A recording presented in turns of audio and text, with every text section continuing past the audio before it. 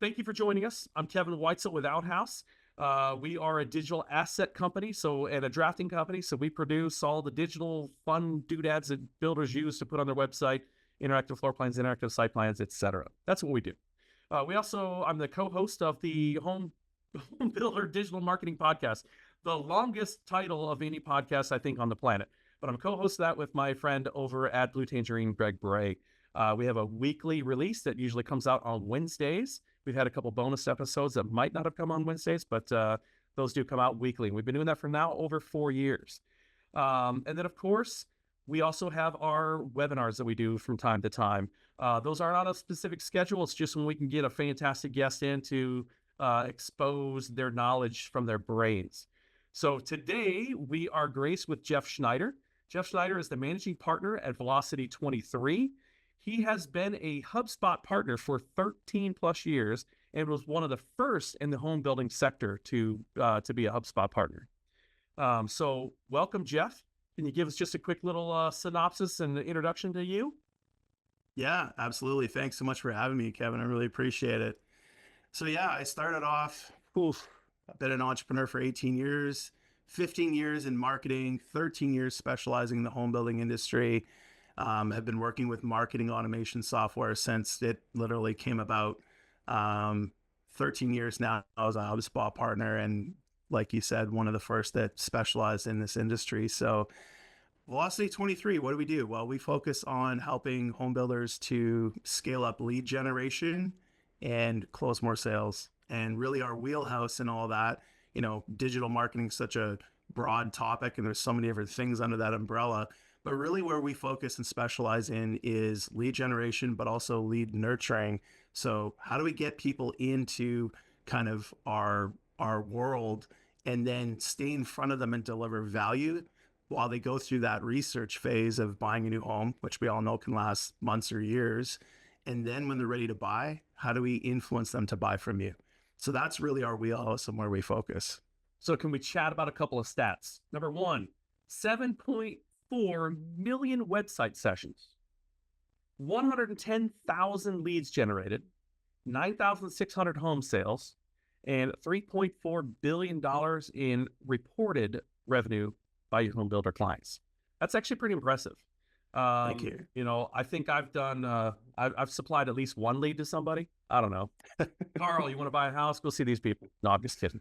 All right, so let's go ahead and get into some of the questions that I've got for you. Can you explain exactly what a lead magnet is? Because you have this thing, the growth engine framework. So what is a lead magnet and why they're so important for home builders? Yeah, definitely. So a lead magnet kind of falls into two different sort of pieces of content. So you might have a piece of premium content, which tends to be a little bit longer, like a guide or that sort of thing. And then you would have what's called a content upgrade. And that's usually something that's more simple, but that has utility. So think of it like if you wrote a blog article about how to choose the right neighborhood for you and your family.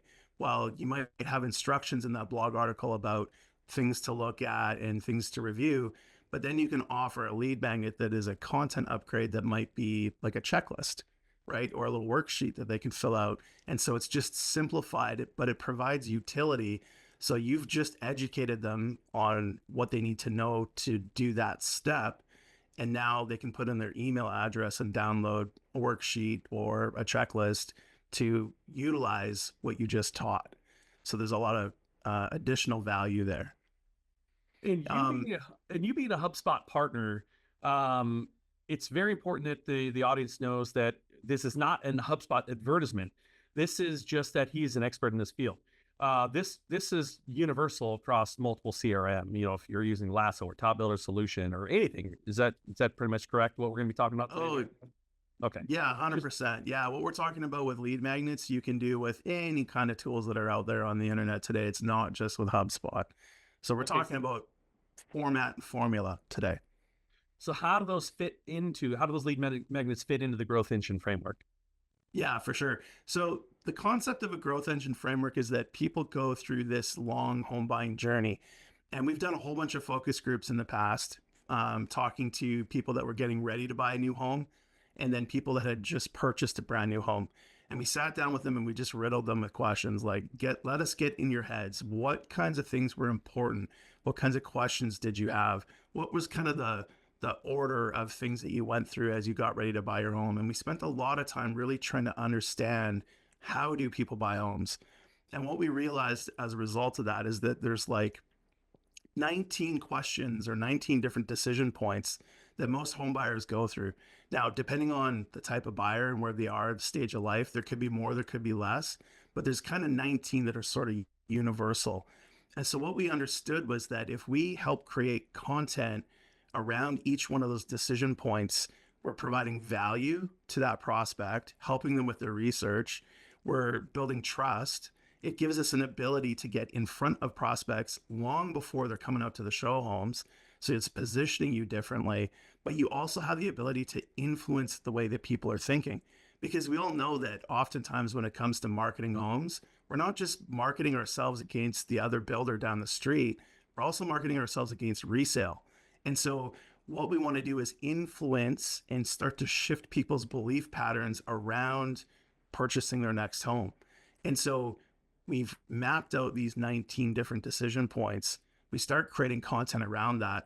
And where lead magnets fit into that is around each of those decision points, we want to have some kind of a download where we can capture someone's contact information so that we can continue to provide more value and education after that. But what that does is it tells us, okay, this person is approximately at, step 5 out of these 19.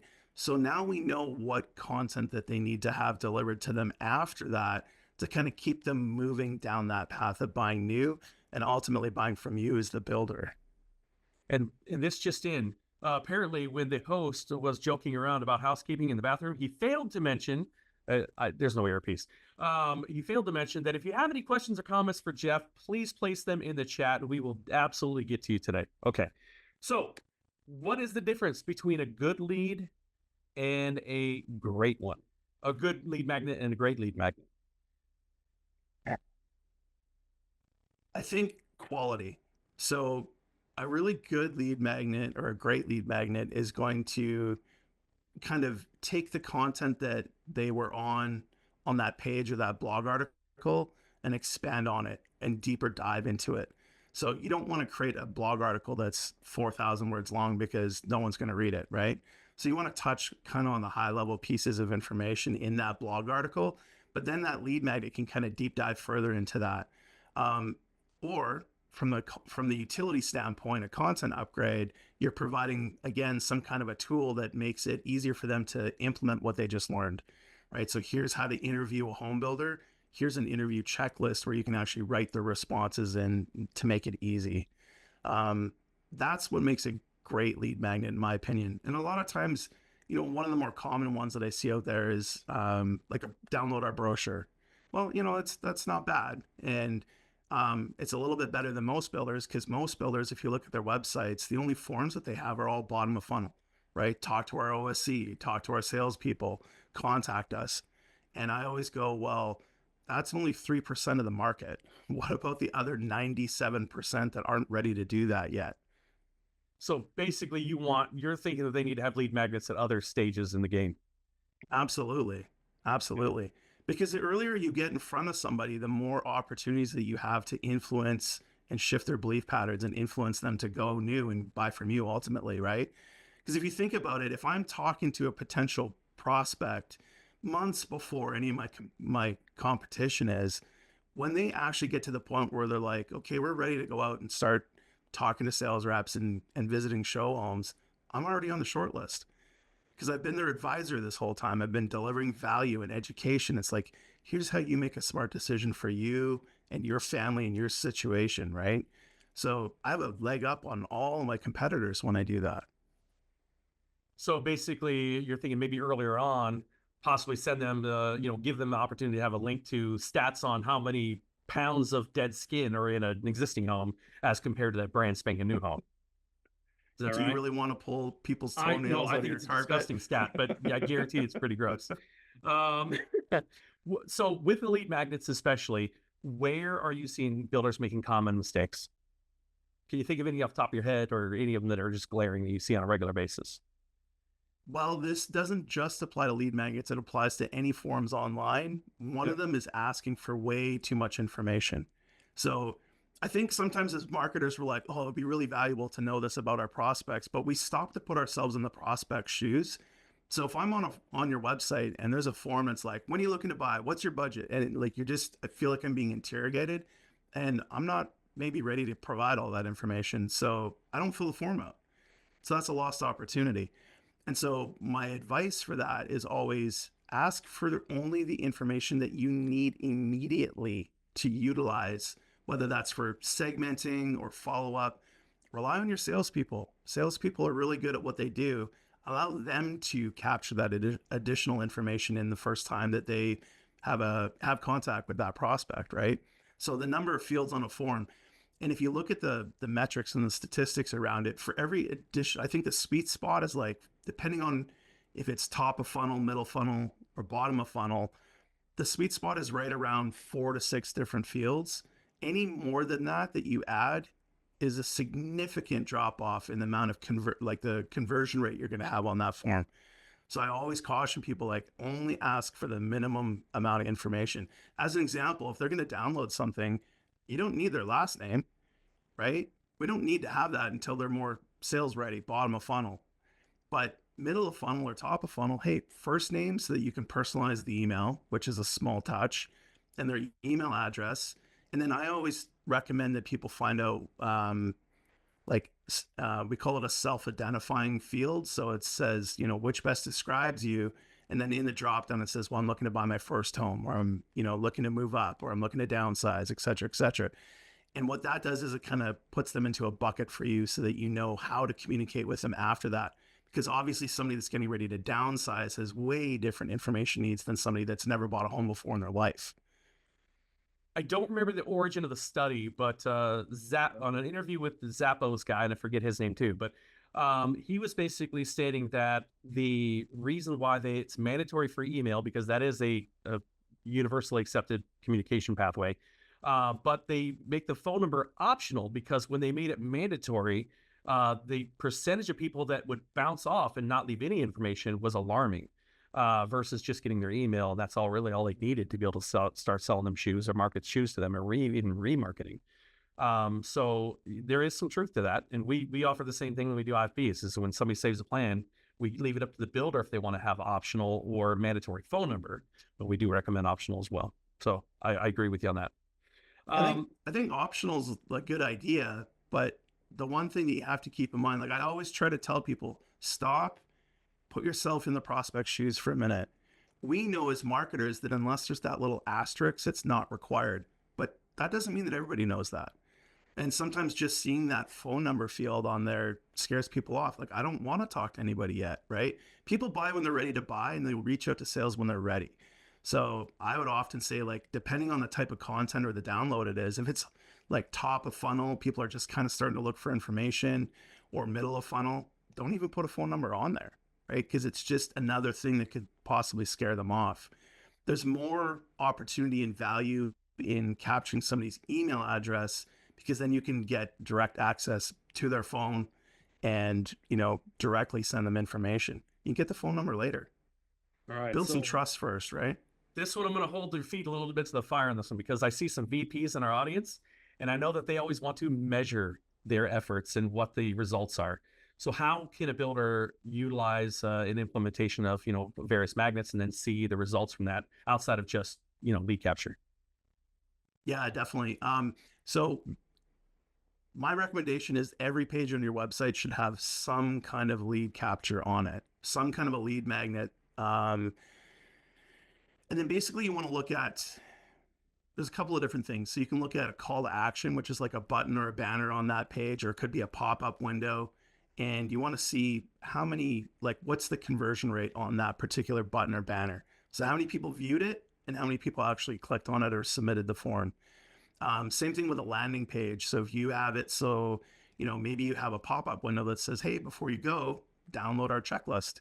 And they click the button in the pop-up window, it takes them to a landing page where there's a form and a hero image and that sort of thing, right? Well, what's your conversion rate on that landing page?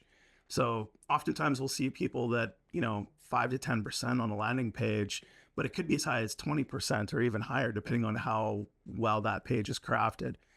So you have to understand what your benchmarks are and kind of start to look at that percentage and see, are you up or are you down? Then you can get into things like optimizing that page, split testing, that sort of thing. There's a lot of different tactics and techniques that you can use to do that. What about tying in like an automated campaign to it? Do you attach that to the lead magnet, rollout? Yeah, Automated, like, absolutely. like reaching back out to these clients. What is your thought process on automation on response? Automation is incredible. And honestly, like going back to our growth engine framework, it relies 100% on marketing automation. It's completely automated. Um, One of the things that you should be doing as a best practice is when somebody fills out a form, immediately send them an email with a download link and reinforce the value in that download in that email. Um, there's kind of two schools of thoughts around this. One school of thought is that they fill out the form, take them immediately to a download page. I personally don't like to do that because I can't market to, Mickey Mouse at Disney.com, or those kind of fake emails that people put in. So we kind of force people's hand a little bit to say, like, okay, great, go check your email. We sent you that email. And if you didn't get it, click the back button and you can enter your email address again.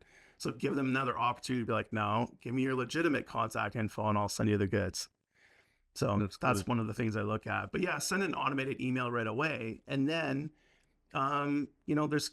there's another kind of formula that I really like. It's called gain, logic, fear. And it's this concept of delivering three different emails. One from here's what you can gain. The second one is logic, like here's why you need this thing. And then fear is like fear of missing out. You don't want to make this mistake. It could cost you thousands of dollars. And so it's just different angles of like copywriting that you can send people emails about to advance them through that sales cycle a little bit faster.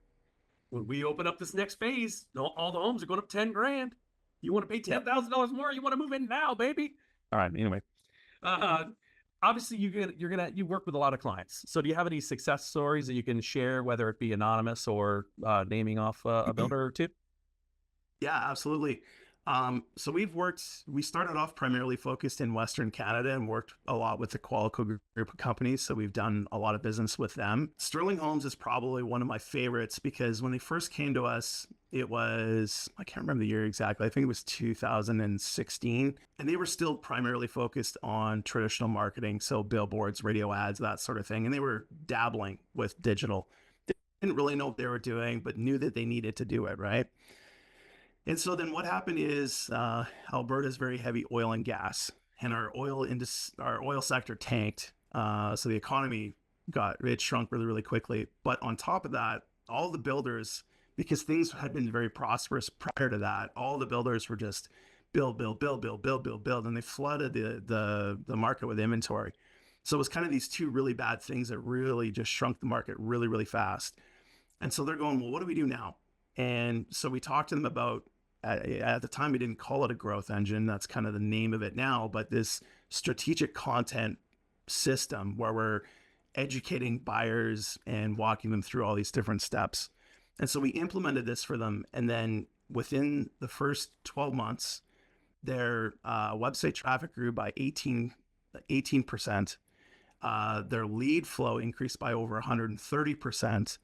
And they sold 118 more homes in that 12 months than they did in the previous 12 months, all just by having content and delivering value and focusing on, it's basically giver's gain. Like, let me educate you how to make a smart home buying decision in hopes that you'll end up buying from me. And in most cases, that's exactly what happens. So that's So, one example.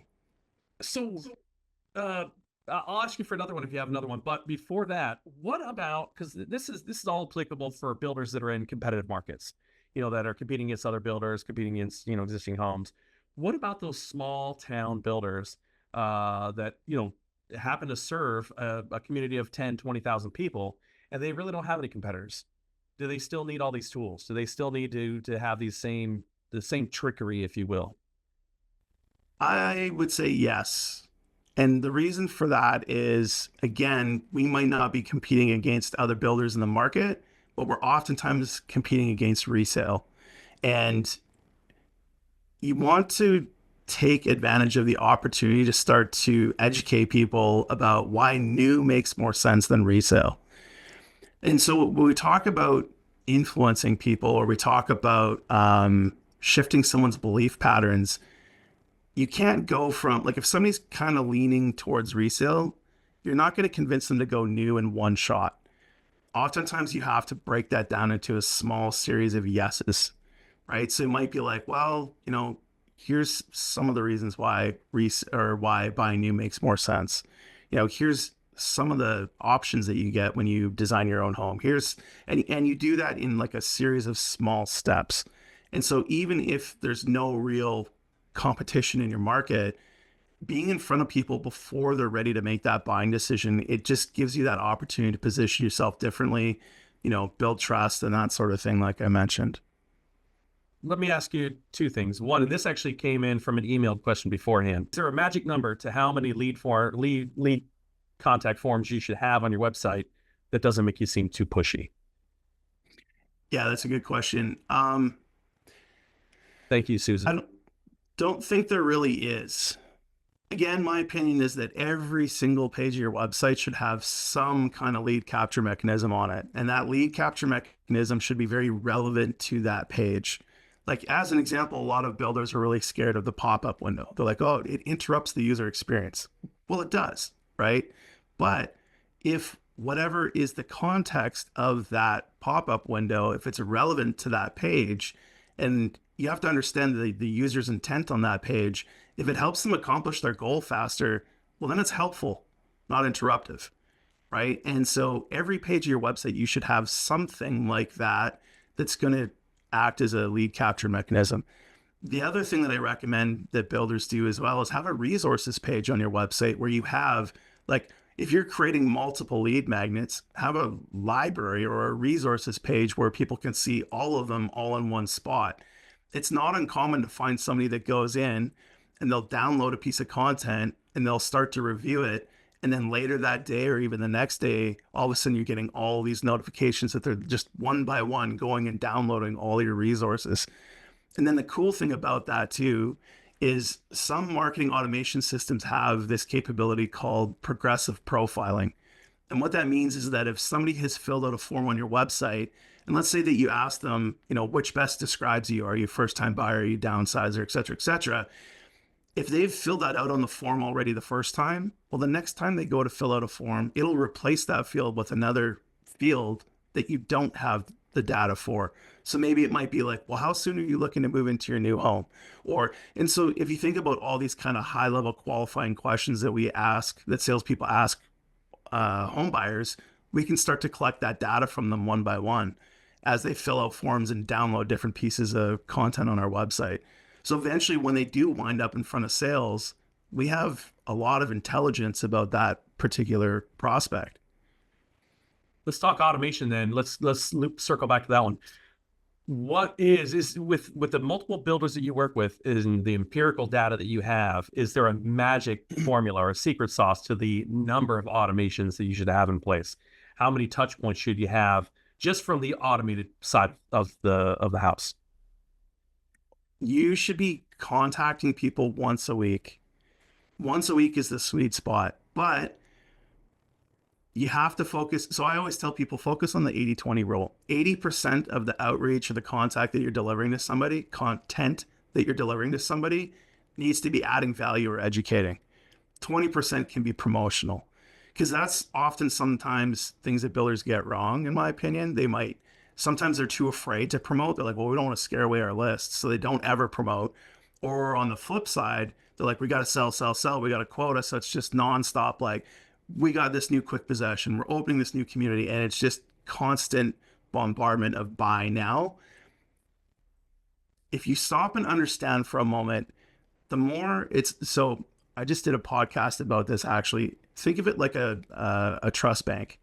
So every time you deliver a piece of value or you educate, you're making a deposit into that trust account. And then every time that you do a promotion, you're doing a withdrawal from that account. You want to stay in the positive, right? You got to have a positive balance. So your promotional content actually works better when you're constantly giving and delivering value and educating first, because that's what people are used to. So they have kind of like more tolerance when you do a promotion and you go a little heavier on sales, because normally you give a lot of value, right?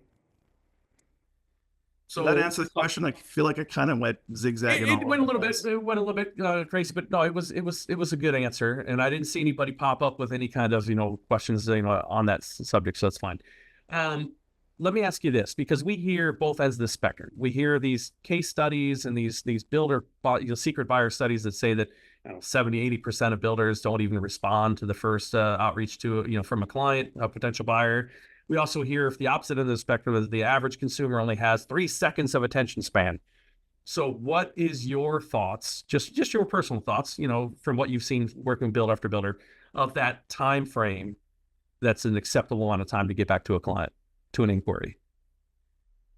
If somebody's making an actual sales inquiry, you should get back to them immediately, like immediately, That's the like right answer. 5-10 minutes, absolute tops, right? Because think about it, there's so many distractions in life, right? And so if I fill out a form, you know that I'm in the mindset in that moment where I'm thinking about buying. That's the best time to talk to somebody, is when they're in that mindset. But 10 minutes later, little Jimmy could be ripping around the living room and biff it and hit his head on the coffee table. You're not in that mind frame anymore, right? Or somebody comes to the door, or the phone rings, whatever. So an hour, 2 hours, a day, 2 days later, I'm off thinking about my vacation for the summer or whatever. So I'm not as receptive. So yeah, time absolutely is essential. So, for the builders on the call, if I could have you just drop this in the comments, does your company have a written policy for your sales team of a mandatory time frame that they have, an acceptable amount of time frame they have to respond to clients, or do you not have that in writing? And is it enforced? So if you put that in there, that'd be great. And if we have any OSCs in the call, and I just looking at some of the names, I didn't recognize any OSCs, but if we have any OSCs, what is your current agenda, or what are you told to do as far as time frame on responses? Is it that instantaneous? Every time it comes in, get on it. Don't have a written policy. Okay. But the intent is there. No written policy. I appreciate the honesty too, because a lot of companies don't. And I come from the automobile industry, and they have very strict rules. I mean, almost annoying rules, way past what should even be done. Slay, I love it. Within 15 minutes. Yeah, Jessica, I think that's pretty typical too. I think that 15 minutes is a respectable amount of time. But I'm Johnny on the spot. If I see it coming in my inbox, I literally drop a spoonful of my lunch just to jump on that email. What about gating floor plans? What are your opinions on that, Jeff?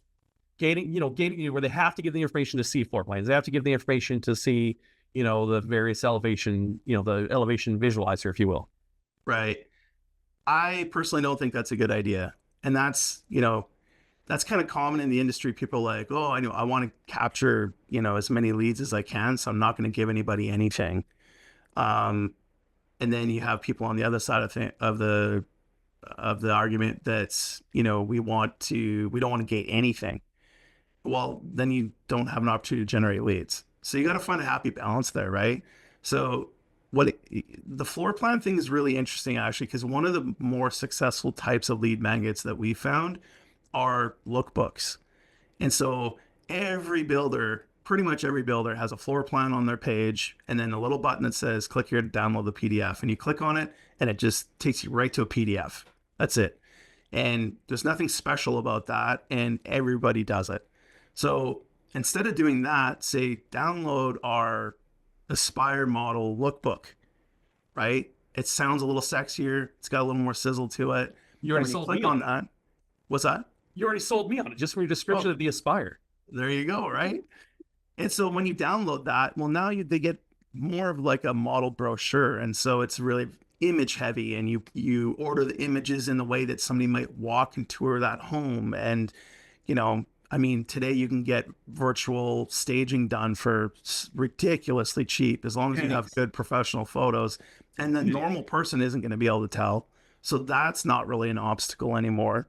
And then do some creative copywriting and talk about what you see in each of those pictures. Just a caption, doesn't have to be a lot.